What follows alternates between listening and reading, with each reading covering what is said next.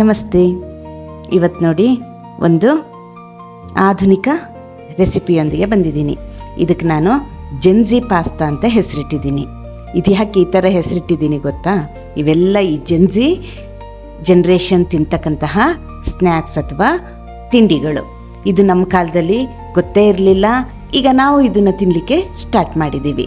ನೋಡಿ, ಇದನ್ನು ನಾವು ಒಳ್ಳೆಯದೋ ಆರೋಗ್ಯಕ್ಕೆ ಕೆಟ್ಟದೋ ಗೊತ್ತಿಲ್ಲ, ಬಟ್ ಆದಷ್ಟು ಮನೇಲಿ ಮಾಡ್ಕೊಂಡು ತಿಂದರೆ ಹಾನಿ ಅಂತೂ ಇಲ್ಲ ಅಂತ ಅನ್ಕೋತೀನಿ. ಇದನ್ನು ಮಾಡಲಿಕ್ಕೆ ನೋಡಿ ನಾನು ಒಂದು 8ರಿಂದ 10 ಬೀನ್ಸ್ನ ಉದ್ದುದ್ದಾಗಿ ಕಟ್ ಮಾಡ್ಕೊಂಡಿದ್ದೀನಿ, ಒಂದು ಕ್ಯಾರೆಟ್ನ ಕಟ್ ಮಾಡ್ಕೊಂಡಿದ್ದೀನಿ, ಹಾಗೆ ಬ್ರಾಕ್ಲಿ ಒಂದು 7-8 ಪೀಸಸ್ನ ತಗೊಂಡಿದ್ದೀನಿ. ಸಿಂಪಲ್ಲಾಗಿ ನಾವು ಮನೇಲೇ ಮಾಡ್ಕೊಬಹುದು. ಹಾಗೆ ಒಂದು 4ರಿಂದ 5 ಮಶ್ರೂಮ್ನ ಈ ಥರ ಕಟ್ ಮಾಡಿ ಇಟ್ಕೊಂಡಿದ್ದೀನಿ. ನಿಮ್ಮ ಹತ್ರ ಯಾವ ವೆಜಿಟೇಬಲ್ಸ್ ಇದೆ ಅದನ್ನು ಹಾಕ್ಕೋಬೋದು ನೀವು. ಹಾಗೆ ಕ್ಯಾಪ್ಸಿಕಮ್ ಜೊತೆಯಲ್ಲೇ ಒಂದು ದೊಡ್ಡ ಈರುಳ್ಳಿನ ನಾನು ಕಟ್ ಮಾಡಿ ಇಟ್ಕೊಂಡಿದ್ದೀನಿ. ನಿಮ್ಮ ಹತ್ರ ಗ್ರೀನ್ ಪೀಸ್ ಇದ್ದರೆ ಹಾಕ್ಕೊಳ್ಳಿ, ಸ್ವೀಟ್ ಕಾರ್ನ್ ಇದ್ದರೆ ಹಾಕ್ಕೊಳ್ಳಿ, ಇಲ್ಲ ಬೇಬಿ ಕಾರ್ನ್ ಇದ್ದರೂ ಸಹ ಹಾಕ್ಕೋಬೋದು. ನೋಡಿ, ಇಲ್ಲಿ ನಾನು ಒಂದು 100 ಗ್ರಾಮ್ಸ್ ಆಗುವಷ್ಟು ಪಾಸ್ತಾನ ತಗೊಂಡಿದ್ದೀನಿ. ಈ ಸ್ಪ್ರಿಂಗ್ ಶೇಪಲ್ಲಿರೋ ಪಾಸ್ತಾಕ್ಕೆ ರೋಟಿನಿ ಪಾಸ್ತಾ ಅಂತ ಹೇಳ್ತಾರೆ. ಈಗ ನೋಡಿ, ನಾನು 2 ಟೊಮೆಟೊ, 3 ಹಸಿಮೆಣಸನ್ನು ತಗೊಂಡಿದ್ದೀನಿ. ಖಾರಕ್ಕೆ ಎಷ್ಟು ಬೇಕೋ ಅಷ್ಟು ಹಸಿಮೆಣಸನ್ನು ಹಾಕ್ಕೊಳ್ಳಿ. ಇದ್ರದ್ದು ಪ್ಯೂರಿ ಮಾಡ್ತಾ ಇದ್ದೀನಿ ನಾನೀಗ. ಟೊಮೆಟೊ ಬೇಯಿಸಬೇಕು ಅಥವಾ ಹಸಿಮೆಣಸನ್ನು ಫ್ರೈ ಮಾಡ್ಕೊಬೇಕು ಏನೂ ಇಲ್ಲ, ಹಸಿಯಾಗಿಯೇ ನಾನು ಇವೆರಡರ ಪ್ಯೂರಿ ಮಾಡಿ ಇಟ್ಕೊಂಡಿದ್ದೀನಿ. ಈ ಕಡೆ ನೋಡಿ, ನಾನು ನೀರು ಕುದಿಲಿಕ್ಕೆ ಇಟ್ಕೊಂಡಿದ್ದೀನಿ ಪಾಸ್ತಾನ ಬೇಯಿಸ್ಲಿಕ್ಕೆ. ನೀರು ಚೆನ್ನಾಗಿ ಕುದೀತಿರುವಾಗ ಒಂದು ಅರ್ಧ ಸ್ಪೂನ್ ಆಗೋಷ್ಟು ಎಣ್ಣೆ ಹಾಕ್ತಾಯಿದ್ದೀನಿ, ಏಕೆಂದರೆ ಪಾಸ್ತಾ ಒಂದಕ್ಕೊಂದು ಸ್ಟಿಕ್ ಆಗಬಾರ್ದು ಅಂತ. ಹಾಗೆ ಸ್ವಲ್ಪ ಉಪ್ಪನ್ನು ಸಹ ಹಾಕ್ತಾಯಿದ್ದೀನಿ. ಈಗ ನೀರಿಗೆ ನಾನು ಪಾಸ್ತಾನ ಹಾಕ್ತಾಯಿದ್ದೀನಿ. ಒಂದು 7ರಿಂದ 8 ನಿಮಿಷ ಇದನ್ನು ಚೆನ್ನಾಗಿ ಕುದಿಸಿದ್ರೆ ಸಾಕು, ಪಾಸ್ತಾ ಮೆತ್ತಗಾಗ್ಬಿಡುತ್ತೆ. ಓವರ್ ಕುಕ್ ಮಾಡಬೇಡಿ, ಪಾಸ್ತಾ ಒಂದಕ್ಕೊಂದು ಅಂಟ್ಕೊಂಡ್ಬಿಟ್ಟು ಚೆನ್ನಾಗಾಗೋದಿಲ್ಲ ತಿನ್ನಲಿಕ್ಕೆ.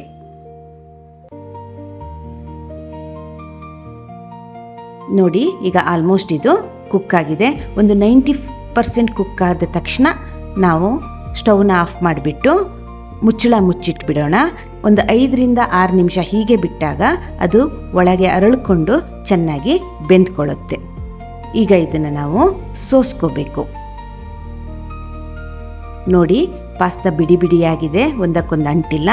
ಆದರೂ ಸಹ ಇದರ ಮೇಲೆ ಸ್ವಲ್ಪ ಕೋಲ್ಡ್ ವಾಟರ್ನ ಹಾಕೋಣ.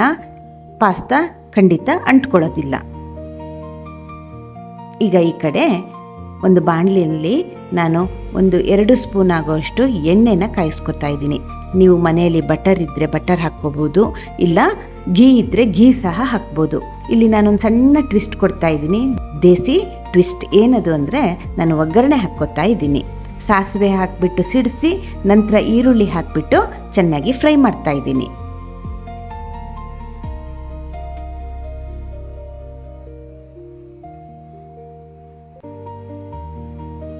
ಈಗ ಕ್ಯಾಪ್ಸಿಕಮ್ನ ಹಾಕ್ಕೊಳ್ಳೋಣ.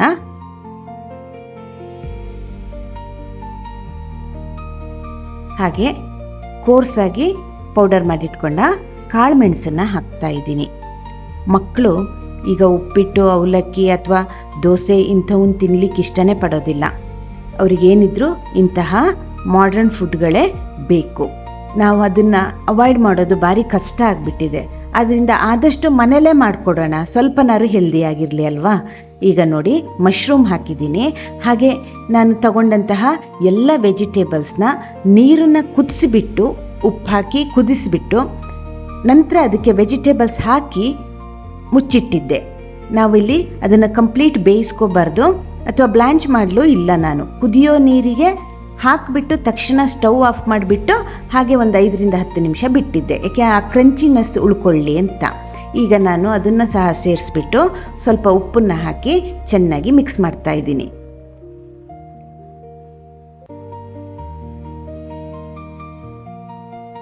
ಈಗ ನಾವು ಟೊಮೆಟೊ ಪ್ಯೂರಿ ಏನು ಮಾಡಿ ಇಟ್ಕೊಂಡಿದ್ವಿ ಅದನ್ನು ಹಾಕ್ಕೋಬೇಕು. ನೀವು ಎಷ್ಟು ಕ್ವಾಂಟಿಟಿಯಲ್ಲಿ ಪಾಸ್ತಾ ತಯಾರು ಮಾಡ್ತಿದ್ದೀರಿ ಅನ್ನೋದ್ರ ಮೇಲೆ ಎಷ್ಟು ಹಸಿಮೆಣಸು ಮತ್ತು ಟೊಮೆಟೊನ ಯೂಸ್ ಮಾಡಬೇಕು ಅನ್ನೋದನ್ನು ಅಡ್ಜಸ್ಟ್ ಮಾಡ್ಕೊಳ್ಳಿ. ಇಲ್ಲಿ ನಾನು ಮಾಡ್ತಿರೋ ಪಾಸ್ತಾ ಹತ್ತಿರ 3 ಜನಕ್ಕೆ ಹೊಟ್ಟೆ ತುಂಬುವಷ್ಟು ಸರ್ವ್ ಮಾಡಬಹುದು. ಸ್ವಲ್ಪ ನೀರು ಬೇಕನ್ಸಿದ್ದಲ್ಲಿ ಹಾಕ್ಕೊಳ್ಳಿ. ಚೆನ್ನಾಗಿ ಇದನ್ನು ಕುದಿಸ್ಬೇಕು. ವೆಜಿಟೇಬಲ್ಸ್ ಏನಿದೆ ಅದು ಉಪ್ಪು, ಹುಳಿ, ಖಾರ ಎಲ್ಲವನ್ನು ಚೆನ್ನಾಗಿ ಹೀರ್ಕೋಬೇಕು.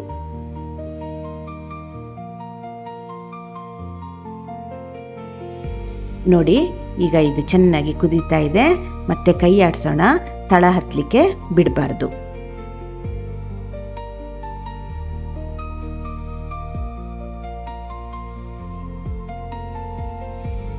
ವೆಜಿಟೇಬಲ್ಸ್ ಸಾಕಷ್ಟು ಕುಕ್ ಆಗಿದೆ. ಈಗ ನಾವಿದಕ್ಕೆ ಪಾಸ್ತಾನ ಹಾಕ್ಕೊಳ್ಳೋಣ.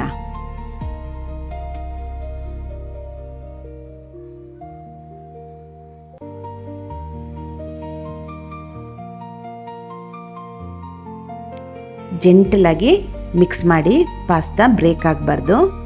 ಅದರಿಂದಲೇ ಹೇಳಿದ್ದು ಪಾಸ್ತಾ ಓವರ್ ಕುಕ್ ಮಾಡಬೇಡಿ ಅಂತ. ಈಗ ನೋಡಿ, ಸ್ವಲ್ಪ ನೀರು ಹಾಕ್ಕೊತಾ ಇದ್ದೀನಿ ತಳ ಹಿಡಿದೇ ಇರಲಿ ಅಂತ. ನಿಮಗೆ ಸೂಪಿಯಾಗಿರಬೇಕು ಅಂತಿದ್ರೆ ಸ್ವಲ್ಪ ಜಾಸ್ತಿ ನೀರು ಹಾಕ್ಕೊಳ್ಳಿ.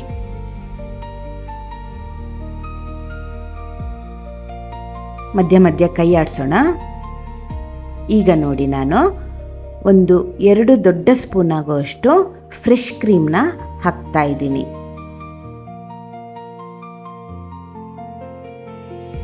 ನಾನು ಅಮೂಲ್ ಅವರ ಕ್ರೀಮನ್ನು ಯೂಸ್ ಮಾಡಿದ್ದೀನಿ.